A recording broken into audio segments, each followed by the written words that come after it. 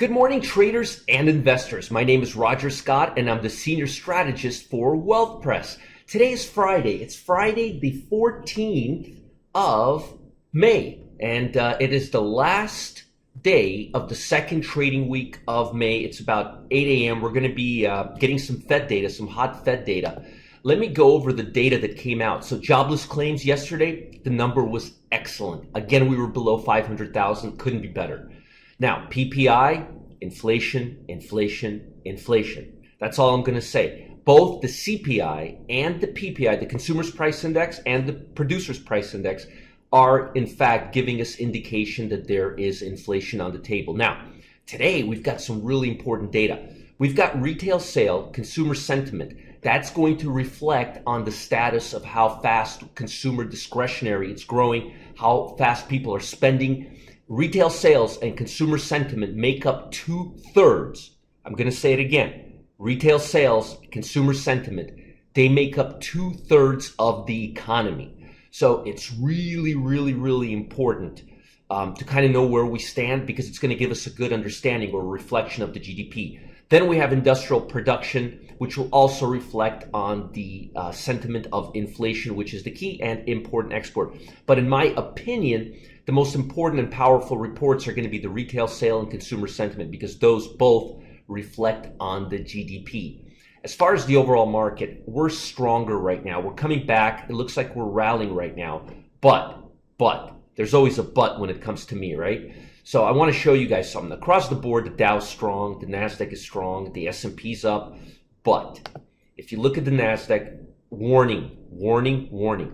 We're now below the 50-day moving average. Just because we're rallying doesn't mean anything. I want to see 2 days that have complete clearance above the 50-day moving average, like this price action right here. Let me bring it closer. You see these 3 bars? You see how the lows did not touch any of the price action? I need to see that again, not 3 days, but 2 days. I need to see these 2 bars or these 2 bars or these 2 bars subsequent to each other. I want to see them consecutively. Right here. Until I do, no going long tech or consumer discretionary. Get that idea out of your head. The S&P, on the other hand, and I'm talking about industrial, energy, financial, basic material, transports, those I like right now, and they're bouncing off the 50-day, and I'm going to be talking about a few of them.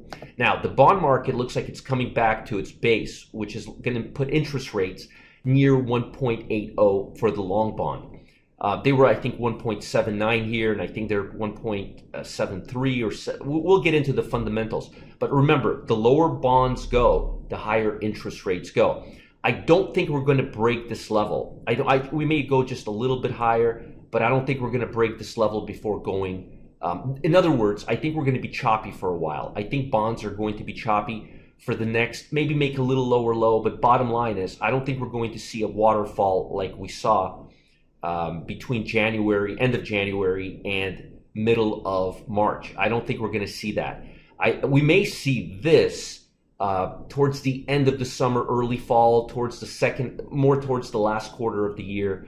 But I don't think that during the summer rates are going to go down, bonds are going to go down too much, because I think the Fed is making a huge deal about inflation not running too hot. But I'm not going to go there. But I do want you to know, I think bonds are going to be choppy for a while. I think the Nasdaq 100, we have to keep a very, very close eye right now, and I'm neutral, because we could stay in this twilight zone, which is the area between the 200-day and the 50-day for quite some time. Markets are overbought. So be careful and don't go long top Nasdaq 100 stocks till we get out of that scenario. Very, very important. Now, global economy, let's just kind of quickly go through it. Broad rally led tech and financial companies snapped a 3-day losing streak. Financials maybe. Technology, I don't know. I mean, does this look like a big winning streak to you? This doesn't look like a big winning streak to me, quite honestly. I don't know what they're talking about. Shares in big semiconductor manufacturers were the big gainers. Well, semiconductors are very different from FANG stocks, and we need to identify them differently. But broadly speaking, let's look at this, how the semiconductors are doing real quick here. See, the good part is I've been around so long, I know all these ticker symbols. I don't have to really look at them. And they're not doing all that great. Yeah, semiconductors, large cap tech, anything in the Nasdaq 100 right now, just stay away from. Unless it's like Marriott or retail. No large cap tech, no large cap semiconductors. No, no, no, no, no, no, no. We don't want to be there right now. Technology stocks led the gainers after sinking earlier this week. Yeah, but they're not ready yet. Apple, Microsoft, Facebook, Google, no, no, no, no. Stay away from them. They're all below the 50-day moving average as a whole. Financial companies did well. Financials are looking really good right now. JP Morgan, Chase, Schwab, Capital One, they are doing really, really well. In a reversal from Wednesday, energy sector was the only loser on Wall Street. I think that whole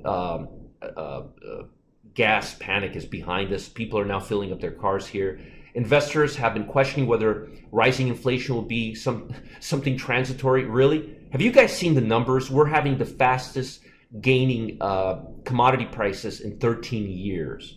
As the Federal Reserve has said, or something more durable than the Fed will address. The central bank has kept interest rates low to aid the recovery, but concerns are growing that it'll shift in position if inflation starts running too hot. Well, that's where we're at right now. We're trying to find a balance between the Fed just putting too much money into the bond market, creating too hot of an economy, and does inflation, or cooling off, which would sag the stock market. So it's a balancing test. Meanwhile, while all this is going on, what does Roger focus on? Not large cap techs. Remember what I said, boring, safe stocks. I got some good ones. First of all, transports are going back up. Transports are heating up, not surprising or unusual. Economy heats up, transports heats up. We need to send stuff. People are buying stuff on Amazon, so forth. So United Postal Service is heating up. Let me look at FedEx too while we're at it. Because FedEx and United Postal Service usually move together. Oh yeah, FedEx. So FedEx, UPS, and this one right here, AA Atlas Airways. I brought this stock. Look at this trend. Beautiful rally, and if you look at what they do, you will find air, transport, air freight, airport to airport, 100% 1-year return. UPS, let's look at the return on this thing. But I do like transports quite a bit right now. 137%. Let's look at FedEx. Sorry, I should have spotted FedEx before all this, but just getting into it now. FedEx, 177%. So FedEx, you got FedEx, you got UPS, and you've got AAWW. But I've got two more, and this is another transport stock, Ryder System, going up right here, coming back up. And if you look at what they do, you will see they do auto rental, leasing, commercial fleets, 185% return. So I like transports a lot right now. I like transports, but I like one other sector. What does transport need to get going? You always need wheels, right? And wheels, tires, they're made out of rubber, right? Basic materials. Look at this flat horizontal channel. I love this right now. And what does Goodyear do? It's basic materials, rubber, inflationary hedge. This is a hedge against inflation. This rubber company gave us 215% a year. So transports go well with basic materials that are related to transports. And you can't really drive or fly without rubber, because that's what goes on the wheel. And also Goodyear rubber is now being used in they're being used in shoes. What's that company? My kids use those shoes, the shoes for kids. It's Skechers. Goodyear rubber is now going into Skechers. So I like transports, I like Ryder, I like UPS, I like AAWW, I like FedEx, and I also like GT, which is Goodyear rubber. Now, I've got something important, something crucial, and something timely for you.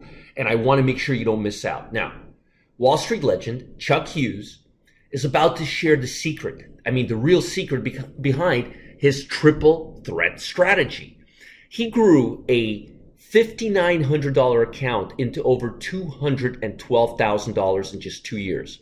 Now, imagine even giving away some trades investors have never seen before. He's doing it. So you don't want to miss the chance to jump in and trade alongside Chuck as he aims to quintuple That word is like quintuple, 500 times return his portfolio in the next 3 months. Chuck is going to make 500% over the next 3 months, and he wants you in on it.